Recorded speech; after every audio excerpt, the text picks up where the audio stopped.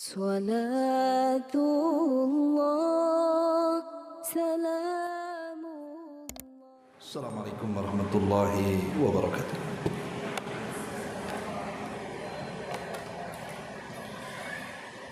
Alhamdulillah wassalatu wassalamu ala rasulillah wa ala alihi wa sahbihi wa mawalah wa la hawla wa la quwata illa billahi wa ba'd. Alhamdulillah, di Ramadan kedua kita masih bisa duduk bertalabul ilmi, melanjutkan kajian kita, membahas kitab Umdatul Ahkam, dan kita sudah masuk pada hadis ke-51, hadis dari Ummul Mukminin Aisyah radhiyallahu anha. Baik, kita baca dulu hadisnya. An Aisyah radhiyallahu anha qalat, laqad kana Rasulullah sallallahu alaihi wasallam yusallil fajr fayashhadu ma'ahu nisa'un minal mu'minati mutalaffi'atin bimurutihin thumma yarji'na ila buyutihinna ma ya'rifuhunna ahadun minal ghalas. Dari Ummul Mukminin Aisyah radhiyallahu anha, beliau berkata, Nabi sallallahu alaihi wasallam mengerjakan salat subuh. Beberapa wanita mukminah yang menutupi kepala dan badannya dengan kain hadir bersama beliau alaihi salatu wassalam. Mereka lantas kembali ke rumah-rumah mereka dan tak seorang pun yang mengenali mereka karena keadaan masih gelap. Hadis ini dikeluarkan oleh Imam Bukhari dalam bab salat tanpa ada lafaz minal ghalas. Maksudnya tanpa ada lafaz dari keadaan masih gelap. Dan disebutkan dengan perbedaan lafaz dengan hadis Muslim dalam Al-Masajid.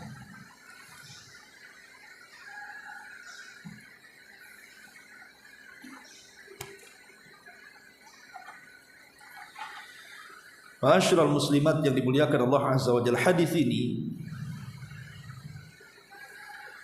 menjelaskan kepada kita tentang waktu dari salat subuh.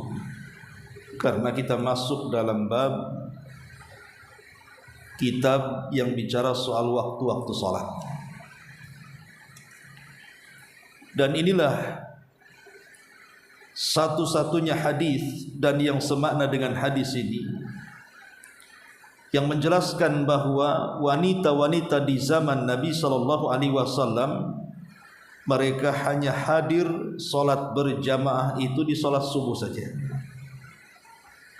Maksud saya, hampir semua riwayat yang menjelaskan wanita salat berjamaah ke masjid itu hanya diceritakan tentang kondisi subuh saja.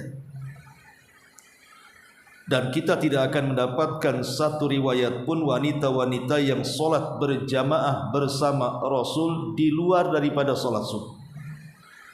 Entah maghrib, entah isya, entah zuhur, entah asar. Tetapi jangan dipahami bahwa selain daripada salat subuh wanita tak boleh ke masjid.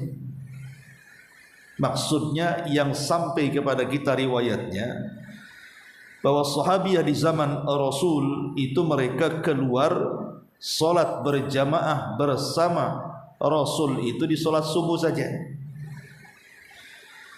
Tapi kalau wanita ingin salat selain subuh di masjid, ya tidak ada masalah selama mengikuti syarat-syarat yang ditentukan. Dan dari sini juga ada faedah tentang keutamaan salat subuh. Karena sahabiah di zaman Nabi SAW mereka datang menemui Nabi SAW untuk salat subuh berjamaah di Masjid Nabawi. Ada apa dengan salat subuh ini? Banyak keutamaan yang disebutkan oleh Nabi SAW. Kenapa salat subuh ini menjadi salat primadona? Sampai bukan hanya laki-laki, tapi kalangan wanita di zaman Rasul pun ikut memakmurkannya salat berjamaah di masjid. Pertama, karena orang yang salat subuh itu akan mendapatkan perlindungan Allah Subhanahu wa taala. Dan itu disebutkan dalam hadis Abdullah Jundub ibn Abdullah radhiyallahu an, Rasulullah mengatakan, man shalla subha fahuwa fi dhimmatillah. Siapa yang salat subuh maka dia berada dalam lindungan Allah Subhanahu wa taala selama satu hari itu. Dijaga oleh Allah Subhanahu wa taala. Dijaga dari apa? Ya dijaga dari segalanya. Dijaga dari penyakit, dijaga dari musuh-musuhnya. Tidak ada yang bisa menyakiti dia, menyihir dia, menjelek-jelekan dan memburuk-burukan dia, dan begitu seterusnya. Yang kedua, annaha najatun lil abdi minan nar. Bahwa salat subuh adalah salat yang bisa menyelamatkan kita dari api neraka. Berdasarkan hadis Ammarah ibn Rubaiyah, Nabi mengatakan, lan yalijin nar ahadun shalla qabla tulu'i syamsi wa qabla ghurubiha. Tidak akan tersentuh api neraka seorang pun yang salat sebelum terbit matahari alias subuh ataupun sebelum terbenamnya alias asar.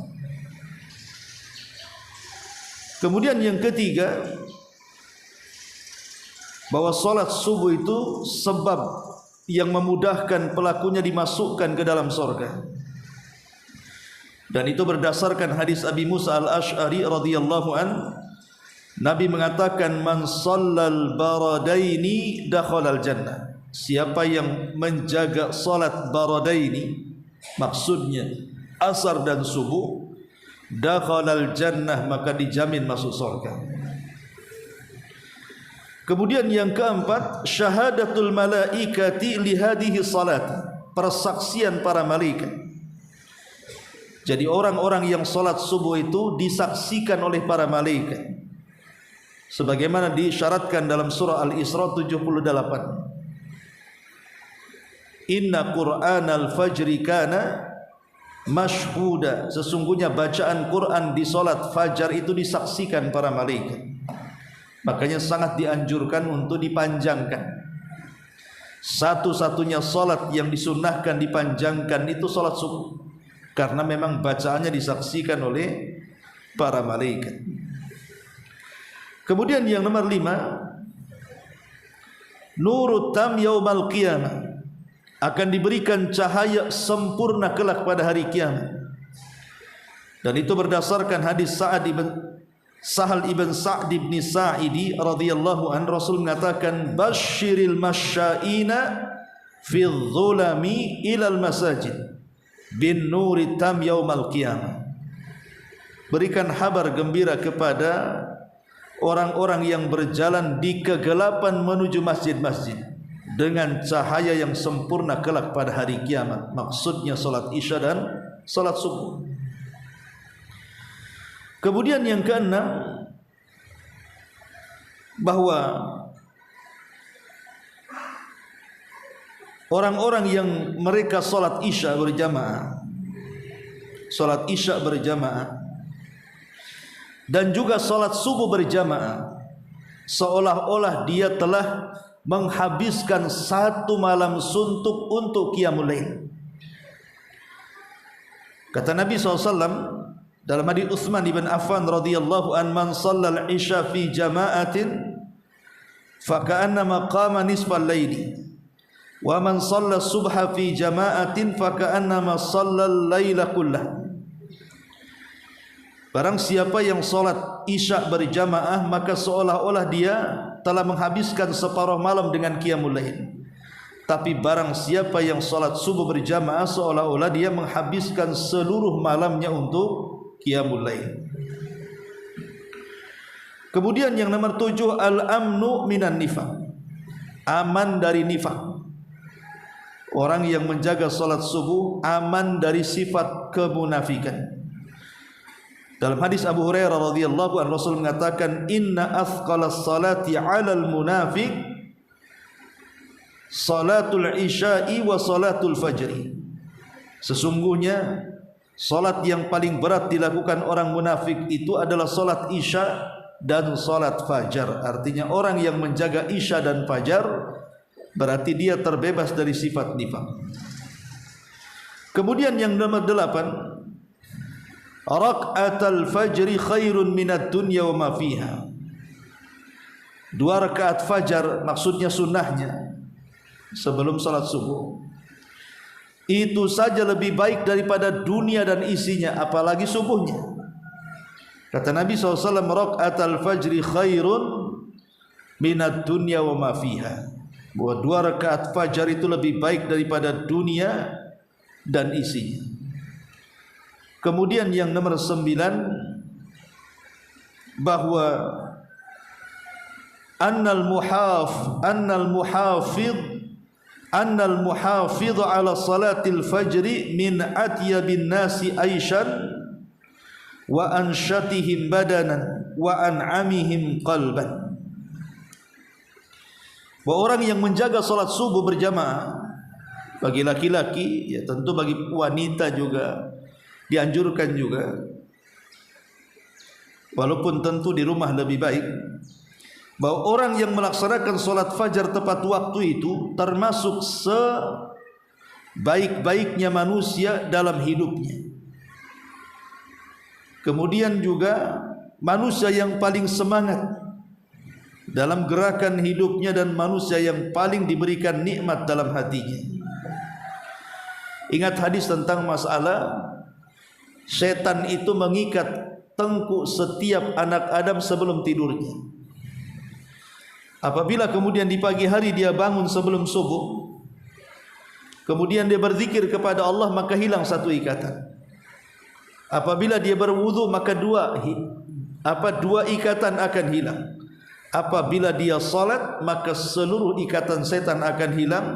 Ketika itu Rasul mengatakan, maka di pagi hari orang yang seperti ini akan menjadi manusia yang paling bersih hatinya dan akan memiliki tujuan hidup dalam satu harinya. Tapi kalau tidak melaksanakan subuh, maka dia terbangun dalam posisi seburuk-buruk hatinya dan akan banyak masalah yang menimpanya tanpa dia tahu dari mana masalah itu akan datang. Dan yang terakhir ini yang paling luar biasa, bahwa salat subuh itu adalah salah satu penyebab kita bisa mendapatkan nikmat Allah terbesar kelak di sorga, ru'yatullahi azza wa jalla, memandang wajah Allah subhanahu wa ta'ala. Dan itu berdasarkan hadis dari Jarir al-Bajali radhiyallahu an. Jadi ketika dia bersama Nabi, kemudian Rasul melihat bulan purnama yang sangat indah. Kemudian Rasul bersabda kepada para sahabat, kalian akan melihat Rabb kalian seperti kita melihat bulan itu. Dan kalian tidak akan berdesak-desakan saat melihat Rabb kalian seperti kita melihat bulan. Kemudian di ujung hadis Rasul mengatakan, fa in istata'tum alla taghlibu ala salati qabla tulu'i syamsi wa salati qabla ghurubiha faf'alu. Kemudian Rasul mengatakan, kalau kalian sanggup, jangan terkalahkan untuk melaksanakan salat sebelum munculnya matahari, maksudnya subuh, atau sebelum tenggelamnya, maksudnya asar, maka lakukanlah. Itulah penyebab kalian akan melihat Allah kelak pada hari kiamat. Inilah 10 perkara yang menunjukkan tentang kehebatan salat subuh. Baik, kita masuk kepada hadis ini. Apa faedah hadis ini? Pertama, faedah hadis ini tentang bolehnya wanita datang ke masjid untuk melaksanakan salat jamaah bersama laki-laki selama dia aman dari fitnah. Selama dia aman dari fitnah. Yang kedua, wanita keluar hendaklah keluar dengan menutup semua auratnya. Lihat di sini, Aisyah Ummul Mukminin menjelaskan, fayashhadu ma'ahu nisa'un minal mu'minat mutalaffi'ati bimurutihin. Mutalaffi'atin bimurutihin. Beberapa wanita mukminah menutupi kepala dan badannya dengan kain. Maksudnya dengan selimut atau apa yang jelas ditutupi semua badannya. Di sini ada anjuran wanita itu hatta keluar ke masjid saja harus menutup auratnya. Bagaimana kalau seandainya keluar daripada beribadah, artinya ibu jalan ke pasar atau jalan kemana yang tidak ada tujuan ibadah, tentu menutup aurat itu sebuah kewajiban. Jadi menggunakan hijab, menutup semua badan itu sebuah kewajiban bagi wanita. Kenapa? Pertama, karena hijab itu iffatun, kata ulama, bisa menjaga kehormatan. Wanita yang berhijab itu terhormat. Tapi wanita yang tidak berhijab itu bukan wanita terhormat. Kemudian yang kedua, hijab ini taharatun, bisa mensucikan seorang wanita sehingga tidak mudah diganggu. Makanya Allah mengatakan, ya ayyuhan nabi qul li azwajika wa banatika wa nisa'il mu'minin yudnina 'alaihinna min jalabibihin dzalika adna an yu'rafna fala yu'dzaina. Wahai Nabi, katakan kepada istrimu, anak wanitamu dan seluruh wanita-wanita Islam supaya mereka melembrehkan jilbab-jilbab mereka, artinya menutup semua auratnya. Karena yang demikian itu mudah dikenali bahwa ibu yang menutup aurat itu seorang muslimah. Dengan melihat baju saja orang sudah tahu dia muslimah. Tapi kalau seandainya dandanannya tidak menutup aurat, bisa saja dia bukan seorang muslimah, karena itu bukan tradisi pakaian seorang muslim. Tapi dengan pakaian muslim, tanpa bertanya agama pun kita sudah tahu dia seorang muslimah. Kok kamu tahu? Ya dari seragamnya itu. Dan yang lebih daripada itu, fala yu'dzaina, maka dia tidak akan diganggu. Orang yang mengganggu wanita yang menggunakan pakaian syar itu mikir itu. Walaupun ada satu dua mungkin yang diganggu, tetapi wanita yang melihat aurat atau memperlihatkan auratnya itu dipastikan banyak gangguannya. Jadi hijab itu taharatun. Kemudian yang ketiga, hijab itu sitrun. Sitrun itu artinya penghalang antara wanita dan dosa. Jadi hijab itulah yang menghalangi seorang wanita untuk melakukan dosa. Karena biasanya wanita yang menggunakan pakaian syar'i berpikir 2-3 kali untuk melakukan dosa. Ya bisa saja terjerumus kepada dosa, tetapi kan minim dibandingkan wanita-wanita yang tidak menutup auratnya. Karena wanita yang menggunakan pakaian syar'i itu ada benteng antara dia dengan maksiat itu. Kemudian juga yang keempat, bahwa hijab itu imanun, itu bukti daripada keimanan. Karena Allah Subhanahu wa taala ketika memerintahkan wanita-wanita untuk berhijab itu dimulai dengan kata-kata iman. Qul lil mu'minati, katakan kepada wanita-wanita yang beriman. Berarti orang yang menggunakan hijab itu, itulah wanita yang beriman.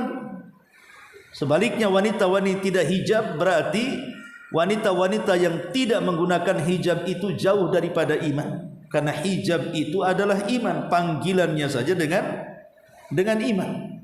Dan biasanya yang kelima, hijab itu ghirah. Ghirah itu artinya menanamkan kecemburuan. Ghirah itu menanamkan kecemburuan, sehingga timbul rasa malunya. Dan sifat malu itu adalah sifat yang sangat terpuji dalam Islam, karena tidak mendatangkan kecuali kebaikan. Tapi sebaliknya, Bu, orang yang tabarruj menampakkan auratnya, maka itu pertama dalam bentuk maksiat kepada Allah dan Rasul. Jadi orang yang menampakkan auratnya, mau tidak mau dia sedang bermaksiat kepada Allah dan Rasulnya. Karena hakikatnya orang yang tabarruj menampakkan auratnya itu tidak taat dengan perintah Allah dan tidak taat dengan perintah Nabi. Kata Rasul, setiap umatku pasti masuk surga kecuali yang enggan. Sahabat mengatakan, siapa yang enggan? Maka Rasul mengatakan, siapa yang mentaatiku dia masuk surga, siapa yang bermaksiat kepadaku itulah yang enggan. Maksudnya enggan masuk surga karena dia telah bermaksiat kepada Allah dan Rasulnya.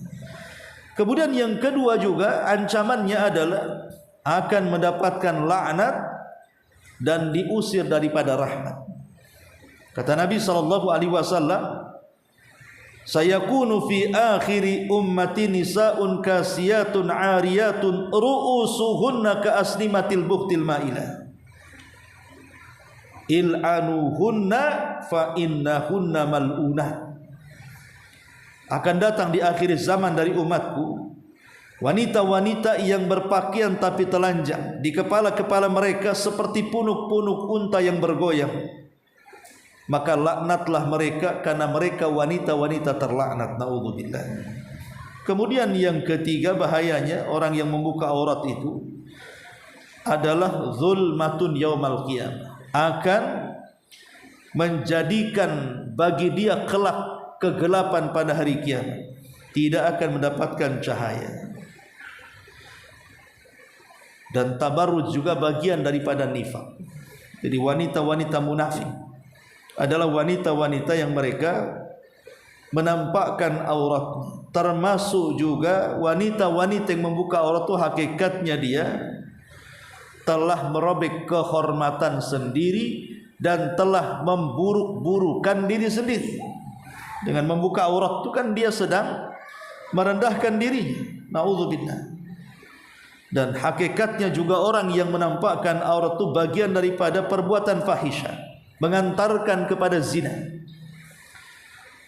Wanita-wanita tabarruj itu mengantarkan kepada perbuatan fahisyah, bahkan lebih daripada itu adalah sunnatun iblisiyatun. Ulama mengatakan sunnahnya iblis. Karena gara-gara iblis menggoda Adam, akhirnya Adam terlucuti pakaiannya sehingga nampak auratnya. Itu yang dikehendaki iblis. Ketika iblis memberikan was-was kepada Adam yang sudah berpakaian dan juga Hawa yang sudah berpakaian menutup auratnya, tiba-tiba iblis tidak suka.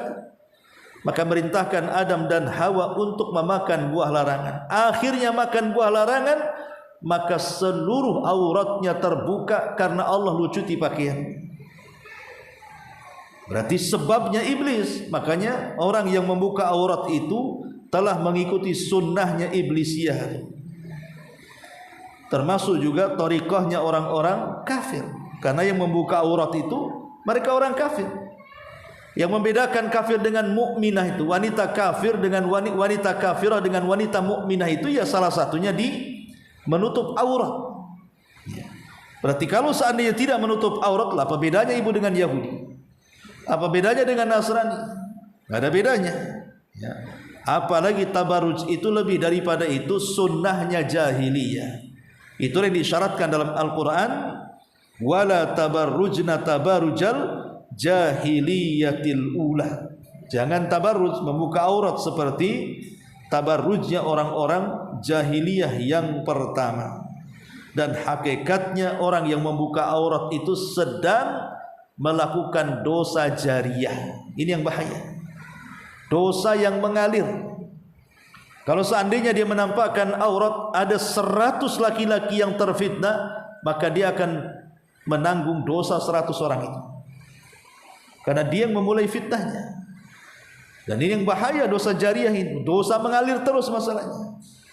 Apalagi zaman sekarang kan, na'udzubillah, kita berlindung kepada Allah, mudah-mudahan tidak terkena kita dan keluarga kita. Terkadang kita lihat gara-gara konten kreator di YouTube, di TikTok atau di Facebook atau yang lainnya, banyak wanita-wanita mereka rela membuka auratnya hanya mencari uang yang tidak seberapa, coba. Sementara terkadang hasilnya itu tidak bisa dihapus karena sudah di copy paste orang. Yang mungkin kalau dia sudah bertobat, mungkin bagi dia akun dia bisa dihapus lah, orang-orang yang sudah mengambil copy paste itu. Apalagi kalau seandainya di copy paste lagi oleh orang lain, entah berapa orang yang menonton. Na'udzubillah, inilah dosa jariahnya. Kita tidak paham kenapa orang tidak punya malu di zaman sekarang, ya. Kok sampai seperti itu, ya. Nah, ini juga diantara faedah hadis ini juga tentang kewajiban wanita untuk menutup aurat mereka. Kemudian pembahasan yang terakhir di sini, tsumma yarji'na ila buyutihin ma ya'rifuhunna ahadun minal ghalas. Lantas mereka kembali ke rumah-rumah mereka dan tidak ada seorang pun dari mereka mengenali karena keadaan masih gelap. Ma'asyiral muslimat yang dimuliakan Allah Azza wa Jalla, ingat 20 tahun yang silam kalau tidak salah, bahkan lebih, ya. Pernah zaman dulu ada penelitian tentang kapan waktu subuh itu. Bahkan sampai ada yang mengatakan bahwa waktu subuh di Indonesia ini lebih cepat 20 menit atau 25 menit dibandingkan masuk waktunya. Sehingga terjadi polemik besar. Bukan hanya di negeri kita saja, sampai di Saudi. Dan itu ketika Syekh bin Baz rahimahullahu ta'ala menjadi pemimpin Lajnah Daimah ketika itu. Terjadi polemik di antara ada sebagian orang yang menganggap bahwa sholat subuh yang ada di Saudi atau di negeri kita ini belakangan juga sempat terjadi polemik terlampau kecepatan. Artinya harusnya menunggu terang dulu, sehingga ketika ada penelitian antara azan subuh yang dilakukan itu belum masuk waktunya, maka terjadilah polemik di mana-mana. Masalahnya gini, Bu, kita tahu bahwa menentukan waktu-waktu salat yang paling rumit memang di subuh. Kalau waktu zuhur, asar, maghrib itu paling mudah. Apalagi maghrib, semata-mata terbenam matahari itu sudah menandakan waktu maghrib kan gitu ya. Tapi untuk subuh ini memang agak samar, sehingga akhirnya terjadi khilaf di antara para ulama, antara mayoritas para ulama dengan minoritas para ulama. Ada yang mengatakan bahwa waktu fajar itu syaratnya harus terang semuanya, baru dikatakan masuk waktu subuh. Ada yang mengatakan, jumhur mengatakan bahwa waktu fajar itu yang penting ketika fajar menyingsing, walaupun tidak harus terang semuanya, maka itu sudah masuk waktu fajar. Disinilah letak polemiknya. Bagi jumhur ulama yang mengatakan bahwa permulaan fajar walaupun belum terang itu sudah dianggap masuk waktu subuh dan sudah boleh azan, ya. Dan orang-orang yang mutaakhirin yang meneliti bahwa belum bisa, karena waktu fajar itu terangnya harus kemana-mana. Maka akhirnya kemudian setelah diteliti bedanya 20 menit kurang lebih. Akhirnya kemudian Syekh bin Baz pun membuat penelitian, ya, dibuat tim gitu khusus waktu itu. Rupanya tidak ada yang keliru. Tidak ada yang keliru, artinya pas waktunya. Cuman perbedaannya apakah di waktu munculnya fajar shadiq ataukah setelah menyebarnya fajar shadiq, itu saja sebenarnya. Bagi yang mengatakan bahwa munculnya waktu subuh itu ya yang penting muncul fajar shadiq sudah boleh azan, ya memang masih gelap kan gitu. Tapi bagi yang mengatakan bahwa fajar shadiq itu harus menyeluruh ke atap-atap, ke gang-gang dan begitu seterusnya, berarti belum masuk waktu kalau begitu. Makanya sekitar 20 menit kurang lebih baru masuk waktu subuh. Tapi masalahnya begini, ya. Ma'asyiral muslimat yang dimuliakan Allah Subhanahu wa taala. Kita tahu bahwa zaman dulu ke zaman sekarang ini kan perkembangan beda zamannya. Kalau zaman dulu ya mungkinlah melihat waktu sholat yang melihat matahari, melihat bulan. Zaman baheula ya, zaman Nabi. Ya. Tapi kemudian era kan berubah. Mulailah kemudian berganti dari melihat ke atas jadi melihat ke bawah dengan cara apa? Dibuatnya bancret. Bancret itu semacam ya, mungkin tugu gitu ya, atau enggak besar ya. Mungkin semacam alat yang ditegakkan. Nanti di situ kan nampak bayangan. Ya, mulailah kemudian sebagian orang tua kita melihat waktu sholat dengan menggunakan bancret tadi. Jadi ditaruhnya semacam kayu, semacam besi. Nanti lihat bayangan. Oh, kalau duhur bayangannya sama dengan barangnya. Kalau asar bayangannya 2 kali lipat dari bayangannya. Dan begitu. Kalau sudah waktu maghrib tenggelamnya dan begitu seterusnya. Tapi kemudian dengan perkembangan zaman ditemukan jam. Ditemukan jam, akhirnya kemudian jam inilah yang menjadi patokan sejak ditemukannya sampai hari ini untuk mempermudah waktu sholat. Dan manfaat jam ini sangat luar biasa. Ya, disebutkan oleh para ulama mutaakhirin bagaimana manfaat jam ini. Pertama, jadi manfaatnya ada jam ini mempermudah menentukan waktu sholat di tengah-tengah perkembangan teknologi yang sudah berkembang dengan banyaknya gedung yang bertingkat sehingga sulit kemudian seseorang itu melihat matahari. Dengan adanya pabrik-pabrik sehingga asap di mana-mana, terkadang asap ini pula menghalangi pandangan kita ke langit. Ya. Terkadang dengan lampu-lampu di jalan-jalan yang akhirnya lampu-lampu ini menerangkan yang gelap sehingga tidak bisa kita mengatakan ini waktu golas atau enggak golas karena gimana terang di mana-mana. Ya. Lah dengan majunya teknologi ini maka ditemukanlah jam. Lah dari sini akhirnya negara-negara Islam baik di timur atau di baratnya mereka menggunakan jam ini sebagai patokan waktu sholat. Dan masing-masing negara dengan alat canggih yang Allah anugerahkan kepada masing-masing negara akhirnya menentukanlah dengan jam ini. Oh, kalau zuhur jam sekian, kalau asar jam sekian, maghrib jam sekian, isya jam sekian, subuh jam sekian dan begitu seterusnya. Inilah yang kemudian menjadi polemik di waktu subuh gara-gara jam ini. Kalau yang lain tidak ada masalah, tapi khusus waktu subuh inilah yang kemudian ada yang mengatakan kecepatan karena masih gelap, ya. Ada yang mengatakan sudah pas waktunya karena sudah muncul fajar shadiq. Lah polemik kembali kepada yang tadi saya jelaskan, itu karena ada perbedaan saat memahami apa makna fajar shadiq tadi. Kalau mayoritas ulama semata-mata kemudian melihat fajar shadiq saja sudah boleh waktu subuh. Tapi ada yang mengatakan oh tidak, fajar shadiq itu harus menyeluruh baru masuk waktu subuh. Tapi jumhurlah mengatakan tidak, semata-mata sudah ada fajar shadiq saja walaupun masih gelap maka sudah masuk waktu subuh sehingga tidak ada masalah. Apalagi kemudian kita tahu bahwa yang menentukan ini subuh, ini asar, ini maghrib itu adalah pemerintah. Maka sebaiknya kita lebih mengikuti pemerintah karena memang mayoritas para ulama tidak ada yang mengingkari tentang soal waktu-waktu sholat. Kebanyakan ulama, maksudnya mutaakhirin, tidak banyak mengingkari tentang waktu-waktu sholat yang ditentukan dengan pemerintah. Baik pemerintah yang ada di Saudi atau pemerintah yang ada di negeri kita, kan tidak ada. Hanya beberapa gelintir yang kemudian mereka datang, berusaha kemudian melakukan penelitian, kemudian mengatakan bahwa jam waktu subuh yang ditentukan pemerintah belum masuk. Akhirnya kemudian harus ditambah sekitar 20 sampai 25 menit lagi. Ya, wallahu alam, ya kalau mungkin dilakukan di pondok-pondok pesantren ya mungkin bisa.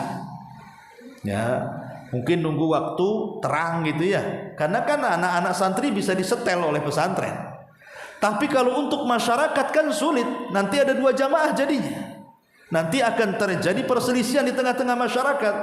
Maka sebaiknya hal yang sudah disepakati pemerintah itu lebih diutamakan dibandingkan menyelisih supaya tidak terjadi perpecahan. Karena fatwa ulama pun walaupun masih gelap, yang penting sudah muncul fajar shadiq, itu sudah dianggap sah, dan itu Rasulullah mengatakan seperti itu.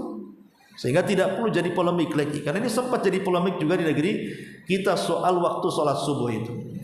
Wallahu alam, ini diantara faedah dari hadis 51. Taib, sampai di sini saja. Sebelum saya tutup silakan kalau ada yang bertanya.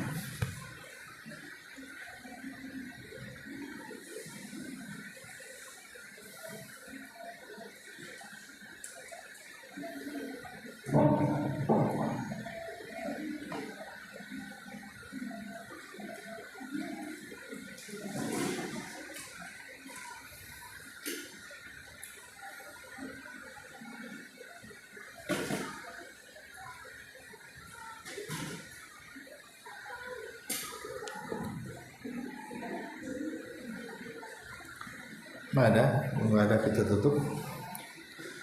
Subhanakallahumma hamdika asyhadu an la ilaha illa anta astaghfiruka wa atubu ilaik.